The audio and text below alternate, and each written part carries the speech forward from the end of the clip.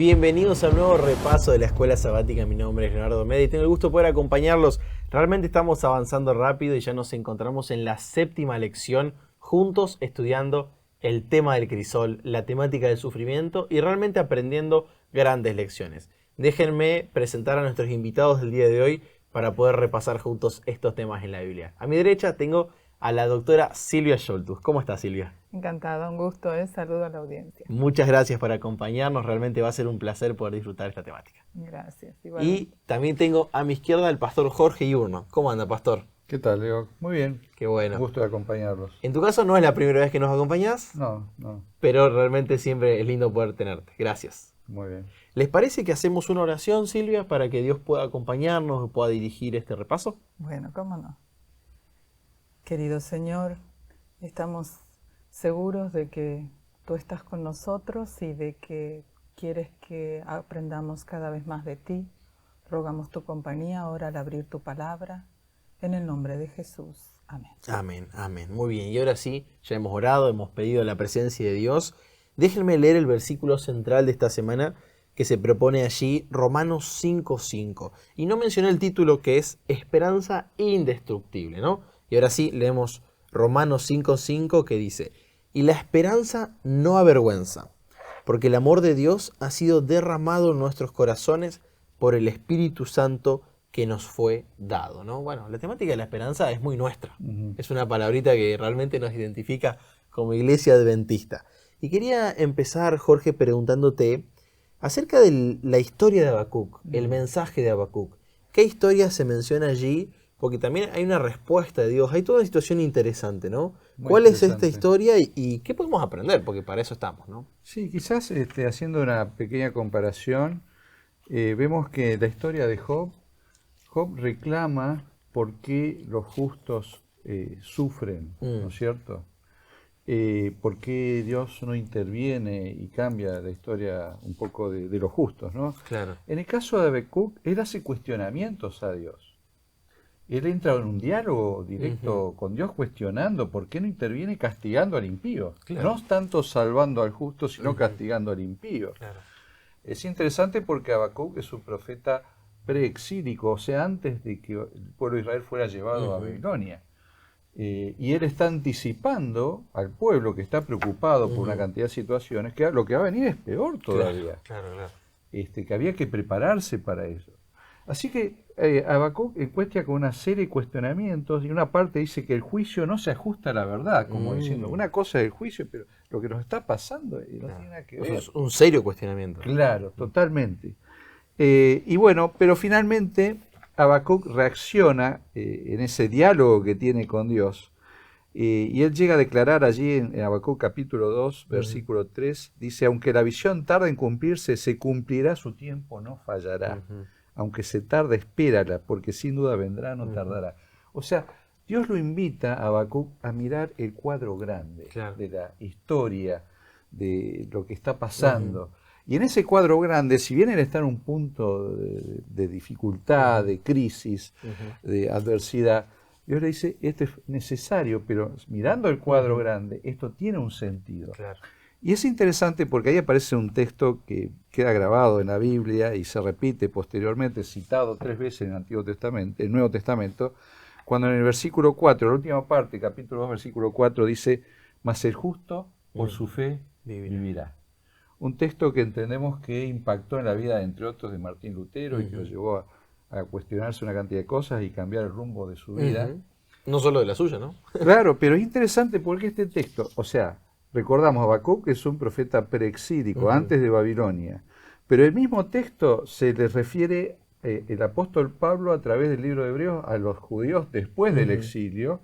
Aparece a los Gálatas, que era, podríamos decir, representaba la iglesia cristiana oriental, y aparece en Romanos, que es la iglesia cristiana occidental. O sea, abarca toda el mismo concepto, el justo por la fe vivirá. Wow, qué impresionante, ¿no? Habacuc realmente tiene aplicaciones tan prácticas que llegan hasta nuestro tiempo, ¿no? Totalmente. La iglesia de hoy en día.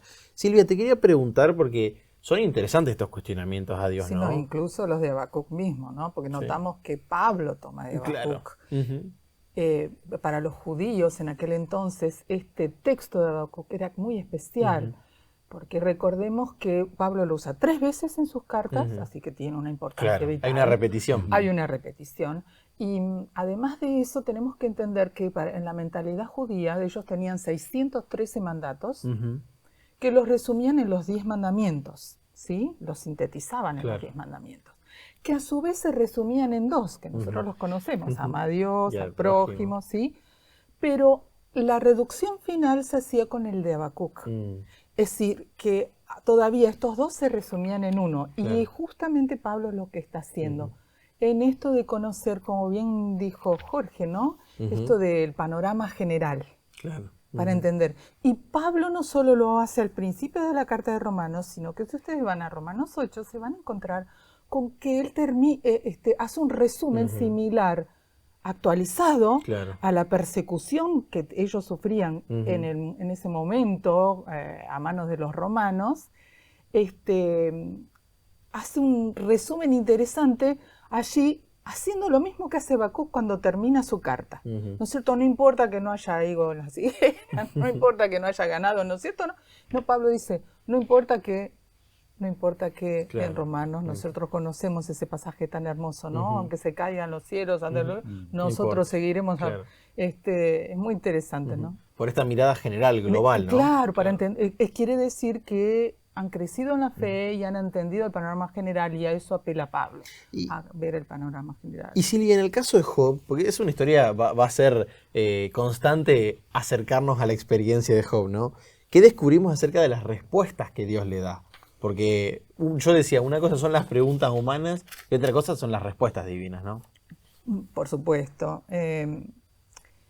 Yo creo que podríamos preguntarnos para entender por qué notamos que Job, a pesar de todo lo que le pasó, su esperanza era indestructible, ¿no es cierto? Que llega en un momento de decir, no importa aunque se me deshagan todo, ¿no es cierto? Todo mi cuerpo, mi carne, lo que sea, aún así he de ver al Señor. ¿Cómo llegamos a tener esa esperanza indestructible? Job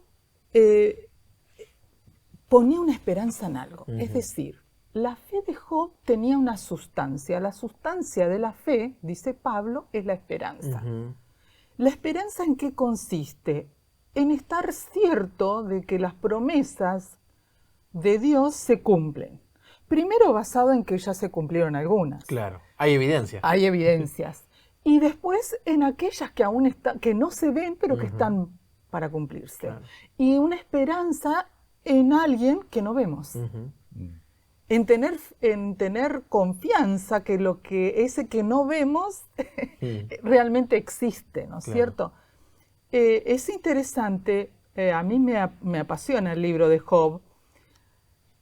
Por ejemplo, cuando nosotros pensamos que nuestro sistema de autoprotección y supervivencia está, digamos así, alterado por cuestiones del pecado, vemos que podemos conocer en teoría, es decir, lo que debemos hacer, lo que tenemos que hacer, pero fallamos. Claro. Y Dios nos hace entender que nuestro sistema necesita corrección. Hay que ejercitarnos en esto. Y notamos que Job lo hacía todos los días. Hacía su sacrificio, es decir, se ejercitaba en esto de ver más allá, de ver el panorama completo, de ver a Dios en todos los días. Así como nos queremos mantener saludables cuando hacemos un ejercicio físico para nuestro sistema cardiovascular, ¿no es cierto? Lo mismo tiene que pasar para nuestro sistema espiritual. Tenemos que ejercitarlo, porque si no lo ejercitamos, evidentemente no va a pasar nada. Tal cual. Y no solo, entonces, ¿qué le propuso Dios a Job? Dios le propuso a Job, como después lo hizo, como también mencionamos que lo hizo con Habacuc, es ver el panorama completo. Cuando nosotros vamos a las preguntas, como vos decías, que le hizo Dios a Job, notamos que, ¿qué le está diciendo? No le habla de nada de lo que le está pasando. Claro, sí. Responde de otra manera. Responde de otra manera. Entonces, ¿qué está pasando? Es que Dios le dice, mira, yo te cuento, a mí me toca atender todo el universo. desde los detalles más pequeños del universo hasta los detalles más grandes. Yo estoy en todo eso. ¿Acaso vos viste cómo yo creé tal cosa, la otra y la otra? ¿No? ¿Vos estuviste? ¿Vos estuviste ahí? No. Entonces Dios le dice, bueno, Job, yo quiero que vos entiendas que yo estoy a cargo de todo eso. Claro. Pero es interesante porque no queda ahí. Cuando notamos la reacción de Job ante esta manifestación, esta respuesta de Dios, vemos que ¿qué hace Job? Se da cuenta de que lo que él está pidiéndole a Dios es algo tan pequeño y tan ínfimo en relación con todo su proyecto y su plan creador, que se siente nada. Sin embargo, Dios le dice, y esto a mí me encanta, que él lo ve todo. Porque cuando empieza el libro de Job, ¿qué le dice a Satanás? Le dice, ¿no has visto a mi siervo Job? Es decir, Dios se hace cargo de todo el universo, pero también de cada uno de nosotros en la situación en la que nos encontramos. Fantástico. Así que no hay aquí desperdicio en la historia de Job. Job entendió ese panorama general. Qué lindo. Lo entendió Habacuc, lo entendió Job. Lo entendió Pablo para transmitirlo a otros, ¿no es cierto? Y entonces nos presenta un desafío. Claro, tal cual. Y creo que el desafío está en esta pregunta, Jorge, porque todos nos las hemos hecho y nos la vamos a hacer en momentos de dificultad, y te la planteo ahora. ¿Dónde está Dios en los momentos difíciles? Porque es una pregunta cotidiana. Claro, un poco lo que ya planteaba Silvia, ¿no? Ese Dios que está en un trono, en algún lugar del universo, uno podría decir, bueno, un Dios distante, un Dios incomunicado, un Dios desinteresado, algunos dicen un Dios autista, ¿no es cierto? En realidad es todo lo contrario, ¿no? Dios ha buscado siempre estar en comunión con sus hijos. El pecado indudablemente ha hecho una separación, nos ha impedido tener una relación más estrecha, pero siempre ha estado la iniciativa divina de revelarse a nosotros, y de hecho lo hace de formas extraordinarias, como por ejemplo la naturaleza misma. Claro. Y esa revelación de fondo muestra que Dios nos ama. Inclusive las profecías, el estudio de las profecías, que Dios nos está anticipando lo que va a venir. Claro. Entonces, una de las cosas más importantes que nos muestra la profecía es que Dios está interesado en nosotros, quiere que sepa lo que va a ocurrir, que nos preparemos, y en definitiva que Él nos ama. No es que está distante y que no quiere, digamos, guardar algún tipo de relación con nosotros. Y la promesa bíblica es que Dios va a estar con nosotros en medio de la prueba. Con nosotros. Con nosotros, Él va a pasar con nosotros con la prueba. Me hace acordar un poco la historia de los amigos de Daniel, ¿no es cierto? Cuando son arrojados al horno de fuego. ¿Acaso Jesucristo no estuvo con ellos antes en todo el proceso? Sí estuvo, pero se hizo visible cuando estuvieron en el horno de fuego. Claro. Y si vamos a Daniel 12, ¿no es cierto?, donde habla del tiempo del fin, habla de que Miguel se va a levantar, que se va a poner de pie, o sea, va a intervenir. Entonces, Dios siempre está con nosotros, pero en momentos especiales se hace visible. Claro. ¿No? Bueno, la promesa que aparece allí en Isaías, muy interesante, capítulo 41, dice en el versículo 10, no temas porque yo estoy contigo, no desmayes porque yo soy tu Dios que te esfuerzo, siempre te ayudaré, siempre te sustentaré con la diestra de mi justicia. O sea, acá no hay lugar para esa idea de un Dios distante, un Dios incomunicado, un Dios desinteresado. Claramente Dios guarda una relación con nosotros y hace lo que se puede hacer en un momento de crisis que es tan valioso, que es la presencia. Claro. Inclusive algunos hablan del ministerio de la presencia. Cuando vos acompañás a una persona que está sumida en un profundo dolor, donde quizás todo lo que uno diga puede ser sin sentido, quizás como lo que los amigos de Job pudieron transmitir en su momento, y lo importante es la presencia. Claro. Estoy aquí. Cuando estás pasando en medio del dolor, en medio de la dificultad, acá estoy, a tu lado, te voy a acompañar. No entiendo tampoco muchas cosas que están pasando, pero yo voy a estar con vos. Y cuán marcado nos queda cuando aquellos que deberían no están al lado nuestro, ¿no? Claro, la ausencia. Claro, nos queda muy profundo el dolor del corazón ante la ausencia de alguien que debería haber estado. Claro. En cambio, por lo que vos nos estás planteando, Jorge, es evidente que Dios estuvo y va a estar. Va a estar y nos va a sostener, porque de hecho también la palabra de Dios nos promete de que nunca vamos a ser probados con alguna prueba que supere nuestra capacidad Claro. digamos, de resistir, ¿no? Así que ese fuego de la prueba, por un lado, nos fortalece porque nos ayuda a salir mejores en la medida que salgamos victoriosos, y por otro lado, profundiza nuestra comunión con Dios, Claro. porque Él estuvo a nuestro lado, sentimos su brazo protector aún en medio del fuego. De experiencia de esto teníamos muchísimo. Muchísimo, claro. Pero qué lindo es saber de que en medio del dolor, en medio de la prueba, Dios está allí con nosotros. Esa es su promesa, y la promesa que aparece allí en Mateo 28, y aquí yo estoy con vosotros todos los días hasta el fin del mundo. Hay que estar todos los días, ¿eh? Claro, no es algo puntual Claro. en un momento y Claro, después vemos, vamos viendo, ¿no es cierto? No, yo voy a estar todos los días hasta el fin del mundo. Wow, fantástico. Y una frase, las frases son complejas porque nos comprometen, ¿no? Sí, y a veces no tenemos tiempo para explicarla Sí, bien tal y nos cual. sale mal.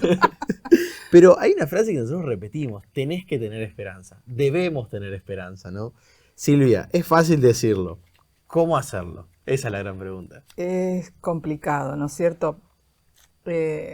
¿Cómo mantenernos en la fe podría ser? Claro, ¿cómo aguantar todos los crisoles? Todo lo que puede venir y decir, bueno, pero si yo tengo fe, ¿por qué me pasa esto? Bueno, no es la pregunta acertada. No, claro. Mientras estemos en un momento de conflicto como el que estamos entre el bien y el mal, lo vamos a pasar. Pero como bien decía Jorge, ¿no es cierto? Tenemos que pensar que Dios nos acompaña en el trayecto. Desde el momento en que no vemos, como decíamos hace un rato, el panorama completo, es porque se ha producido un corrimiento de nuestros pies. Claro. Nuestros pies se han corrido y no están viendo lo que tienen que ver. Y entonces lo que nosotros tenemos que ver, que plantearnos es, ¿qué es lo que tenemos que ver? Claro. ¿Qué es lo que tenemos que ver para poder mantener nuestros pies en el sendero correcto, ¿no? Pablo nos da algunos consejos, por ejemplo, él siempre está, Jesús también, por supuesto, ¿no es cierto? Él dice, y la Biblia, que nosotros tenemos temores. Los mayores temores que tenemos es a la muerte, al sufrimiento, ¿no es cierto? Esas cosas. Y para esto la Biblia nos plantea soluciones o nos dice que eso ya está resuelto. Ahora, ¿nosotros creemos que eso está resuelto? ¿Cómo planteamos que sí creemos en eso? Y bueno, tiene que ser, como yo dije, como mencioné antes, ejercitarnos. Claro, en la práctica. En la práctica, las cosas pequeñitas, ¿no? Lo más pequeño, y mirando el panorama general. Claro. Porque a menos que lo hagamos, eso no funciona. Pablo dice, por ejemplo, que ocuparnos de la carne o decir las cosas de este mundo es muerte, dice en Romanos 8:6. Claro. Pero el ocuparse del espíritu es vida y paz. ¿Qué es lo primero? ¿Dónde van nuestros pensamientos cuando nos levantamos en el día, al principio del día? ¿Se extienden a primero más allá? ¿O ya estamos pensando, bueno, tengo que hacer esto, ¿no es cierto? Ya planificando el día como si estuviéramos ciertos, en eso sí ponemos la esperanza, ¿no? De que vamos a pasar las 24 horas, ¿no es cierto?, nos pertenecen. Damos por sentado, ¿no? Los damos por sentado, y no solo esas 24 horas, a veces una semana entera, ¿no? Tal cual. Entonces, es decir, nuestra mirada siempre tiene que empezar ejercitándose en ver ese más allá primero, Claro. ¿no? En comunicarnos con ese más allá primero.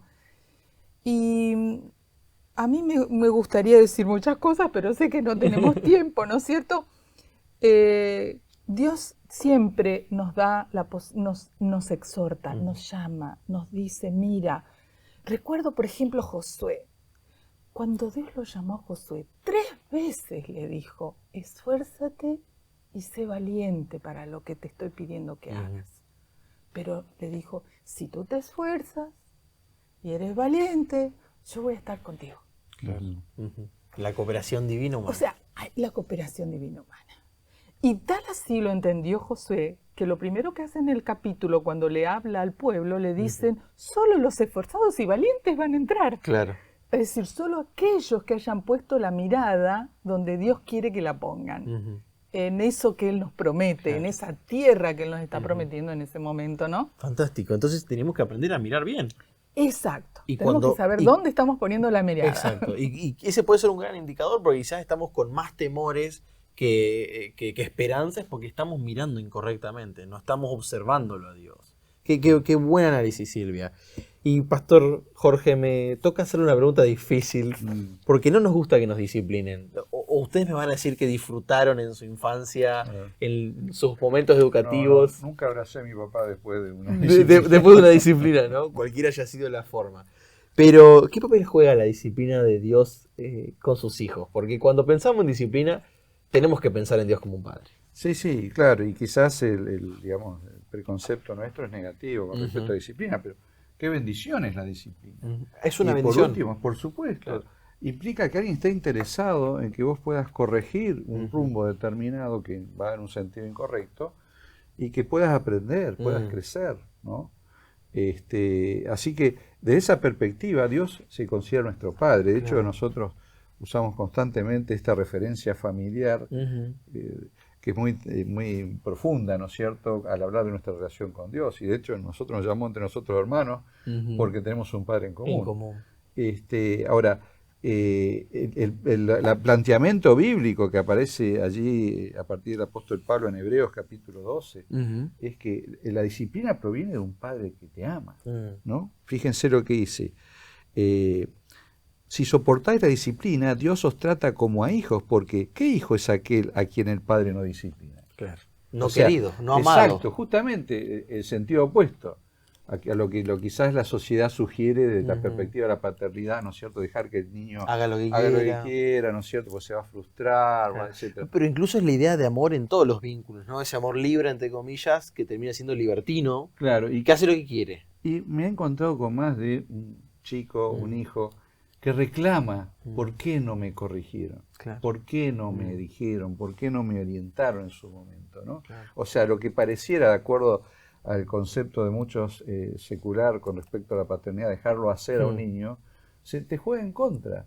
Los chicos recuerdan, digamos, con respeto, siempre y cuando no haya sido una cuestión de violencia y de venganza, que Claro, no tiene claro, nada que claro. ver con la disciplina, recuerdan, con el tiempo maduran, y dicen, la verdad que qué sabio fue mi papá o mi mamá eventualmente, cuando me pusieron un límite, me hablaron, me corrigieron, ¿no es cierto? Y bueno, de esa perspectiva de un Dios de amor, Dios busca corregirnos, y de alguna manera nuestro hermano mayor, Jesucristo, es una referencia en todo esto. O sea, hacia dónde tenemos que mirar en situaciones cuando tenemos que corregir nuestra vida. Bueno, evidentemente la respuesta está en seguir a nuestro ejemplo, que es Jesucristo, ¿no es cierto? Es como que estamos en una carrera, y de paso se usa esa expresión, y a mí me llama mucho la atención cuando el apóstol Pablo dice en el versículo 1 de Hebreos 12, y corramos con paciencia. Esta expresión parece contradictoria.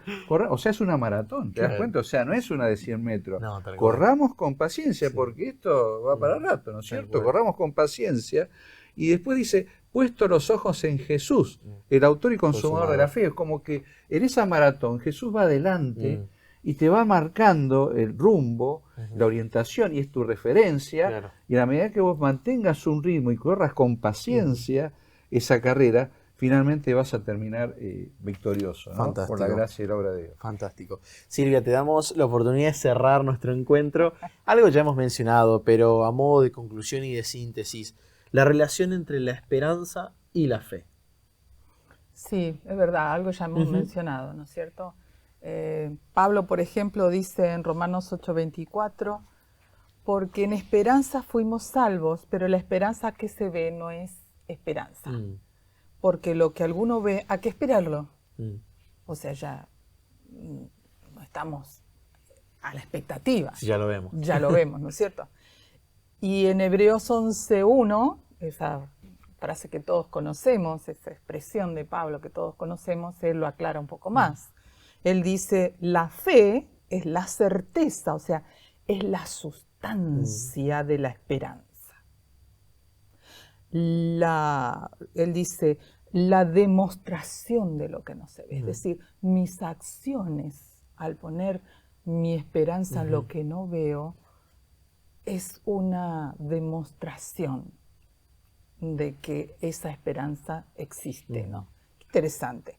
Y nosotros crecemos.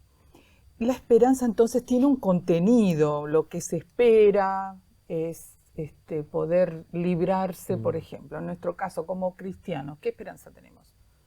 Esperanza de que Dios va a cumplir sus promesas, Claro. sus profecías, Que que va va a a venir, venir. nos va a rescatar, nos va a salvar de la muerte. Bueno, todas esas cosas es parte de lo que nosotros tenemos que mostrar cotidianamente al ejercer nuestra fe, Muy bien. ¿no? Esperanza y fe. Y nos trae beneficios. Ujú. ¿Qué beneficios saber o tener esta esperanza? Es que nos acercamos a Dios y Dios promete quitar nuestra culpa, algo con lo que muchos quizás van a los psiquiatras hoy Y día. que ya se no lo vuelve mandan a los realmente psicólogos. enfermizo, ¿no? Sí, se vuelve enfermiza y nos limpia, dice, de pecado. Por el procedimiento del arrepentimiento. Claro. Él se acerca a nosotros, nos dice, bueno, mira, yo estoy viendo que aquí la cosa anda mal, ¿por qué no te acercas a mí para que entre los dos podamos cambiar la cosa, ¿no? Porque Dios actúa de esa manera. Claro. No solo nos marca, sino también tenemos paz, porque entonces notamos que no se ha cortado esa comunicación con Dios. Que nuestra relación con Dios persiste. Entonces tenemos esa paz, esa seguridad de que, bueno, nuestro camino a lo mejor no ha sido perfecto, pero con Él podemos ir mejorando esa caminata, esa corrida, como comentaba recién, ¿no? Ese correr con paciencia. Y no todo termina con nuestra muerte. ¡Wow! Si nos toca, no todo termina ahí. No todo termina ahí. No importa si antes o después, algunos demoran más, otros más temprano, ¿verdad? Y lo más interesante es que empezamos a tener una identidad nueva. ¿Cuántos de nosotros, por ejemplo, a la edad, después de que pasan varias décadas de andar con Jesús, en este correr con paciencia, miramos atrás y decimos, wow, ¿todo eso hicimos con el Señor? Claro. ¡Qué increíble! No nos reconocemos. No nos reconocemos a nosotros mismos. Entonces, ese es el beneficio de la esperanza. Llegamos a ser nuevas personas, nuevas criaturas, ¿no? Y Fantástico. realmente esto es un interesante desafío. Muy bien. El Señor nos llama a ejercitarnos en esta esperanza indestructible. Tal cual. Y ojalá que podamos hacerlo ya mismo. Gracias, Jorge, por acompañarnos una vez más. Un gusto. Gracias, Silvia, tenerte por primera vez con nosotros. Ha sido un Un placer gusto, realmente.